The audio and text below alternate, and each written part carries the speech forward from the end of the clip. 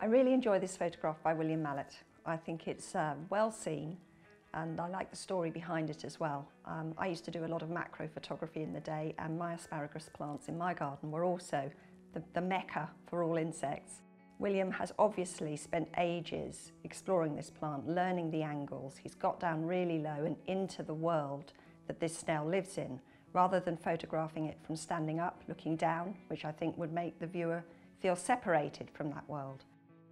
A snail isn't your typical macro subject. We're used to seeing lots of beautiful butterflies and flowers, but this is a fairly mundane subject, but beautiful lighting and very creatively done. That kind of warm glow of backlight, catching the water droplets, lots of out of focus highlights. So a really creative shot. I think what I like most about the image that Witold entered in the competition was that initially it's quite a simple composition. It's a nice graphical, simple composition with the thread of the river running down through the middle. One of the main things that came out of the image later on was actually seeing the Land Rover in the image, and all of a sudden what you've got there is a sense of scale delivered to you by this tiny little Land Rover that is almost impossible to see. When we first saw Witold's picture, immediately I thought that it was a drone picture or an aerial shot, but I learnt later that actually he'd climbed a high mountain to get this viewpoint, this perspective on this amazing scene in the south of Iceland. The thing I really love about the image is, one, the balance of it, where you have the river running straight up the middle, this sliver of light that takes you on a real journey towards this sort of mist-clad mountains in the background.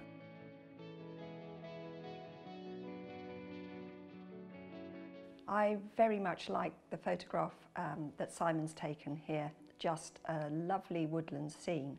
The composition is really, really clever, allowing this fallen tree to grab our attention and then direct our gaze to the far birch tree in the clearing. It wasn't when I first looked at this picture that I noticed this, but only later that I saw all the little cobwebs in the foreground. And I do like a photograph where it rewards a lingering gaze. You can go back to it again and see something new. And that for me is a really enjoyable extra level for this photograph.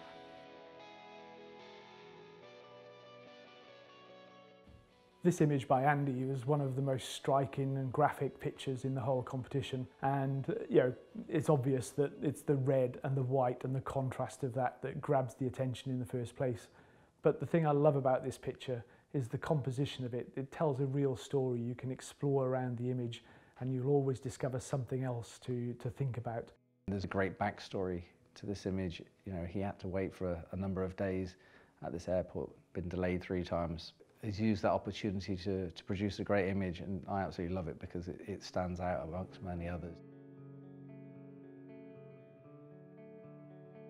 Tom's captured an amazing drone shot of a bridge over the Ping River in Thailand, and it's got a great mixture of both textures and colours. I'm a real fan of these slightly abstract drone images where the camera's looking straight down. It takes you a few minutes to work out what's going on in the image quite often. I really like that. And then as you look for longer, you notice the 2 little scooters going across the river. The thing that I really like is when people have this perpendicular viewpoint. Because any other angle with perspective, you could be on a cliff top. It becomes a more normal viewpoint, something that is more accessible. But these perpendicular shots, I think, are really powerful and unique to aerial photography. I love Saeed's image of the Sohal surgeonfish. What really makes this image for me is the lighting.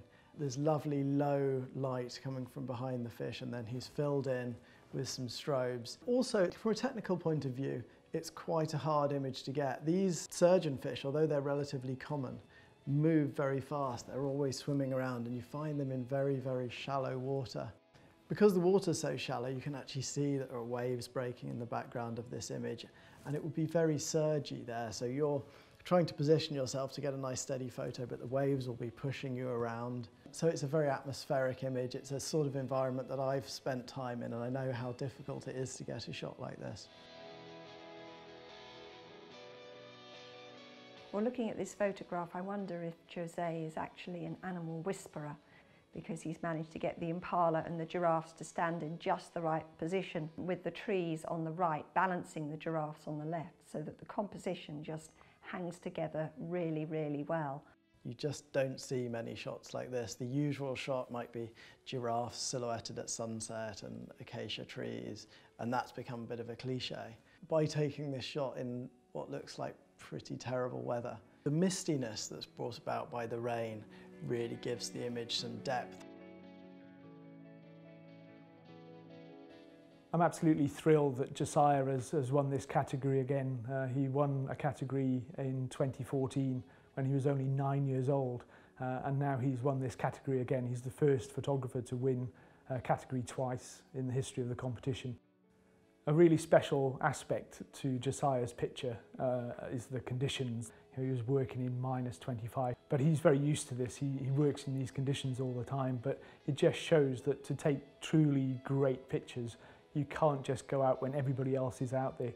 The fact that this young guy is out there, composing great pictures in the wilderness and working in conditions like that, I know how hard it is to get your gear to work in those kind of temperatures. So, hats off to him for achieving what he does in such extreme conditions.